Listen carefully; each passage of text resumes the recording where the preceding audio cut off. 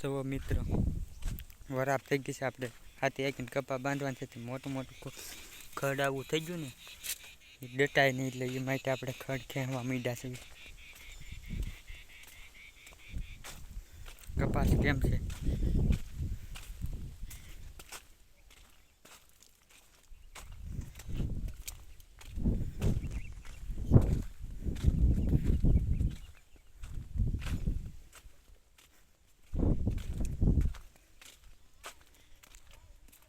વરસાદ 2-3 દિવસમાં આવ્યો નથી.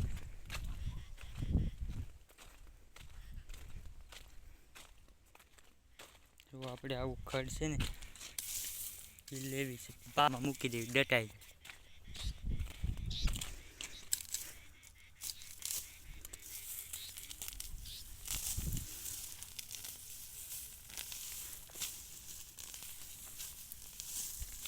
મોટું મોટું છે ને લઈ લેવી.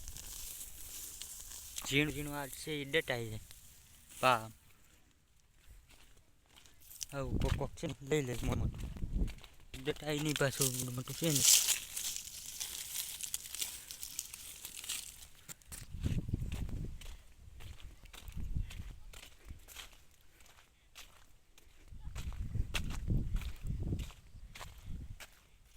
બાજુ દાવડું છે ને એ એક સાહ પાડતી વખતે એક ટ્રેક્ટરનો શીલો સાહમાં ઉતરી ગયો છે ને થોડાક દાવડું હાકડું થઈ ગયું છે.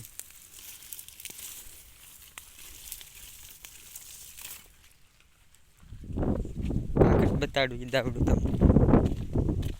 એની પાછું શેઠ એની વશમાં છે.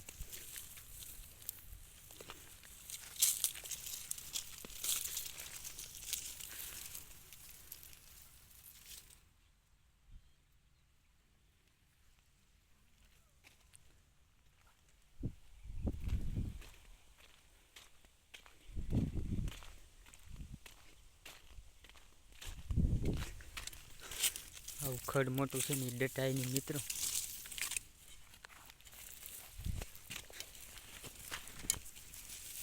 કોક આવું શેઠ અમે થોડુંક વધારે છે, નકર તો તાજ છે.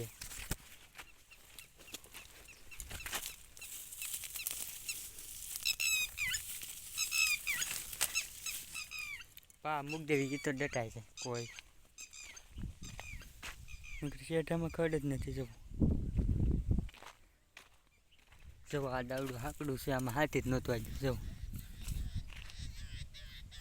અડધે ઊંધી હાકડું છે. જવો મિત્રો, દર વખતે હાથી હાંકવીને થાય એટલું બાકી રહી છે. હાકડું જ દાવડું છે, છોડવા ઉપર લેતો. જો આપણે ડોલ હતા એમાં ભીંડો નાખી સોંપી દીધો. ડોલ અહીંયા જવો ઈવડાઈ છોડવા નીકળી જતા આપણે હાથી હાંકતી વખતે. હાવ દાવડું હાકડું વાહે કોઈ કહેવા વાળું નહોતું ને 7-8 છોડવા ઉપર લીધા. જવું એટલે પછી ઓછું લઈ લીધું. જવું બાકી રહી જાય દર હાથે હાંકવીને થઈ.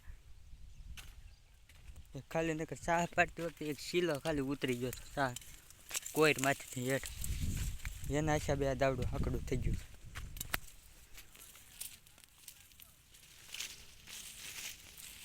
કાંઈ વાંધો નહીં, ખડ ક્યાંય લેવી આપણે.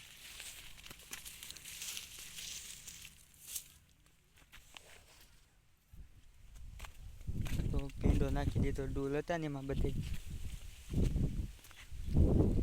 કેમ છે કપાસ?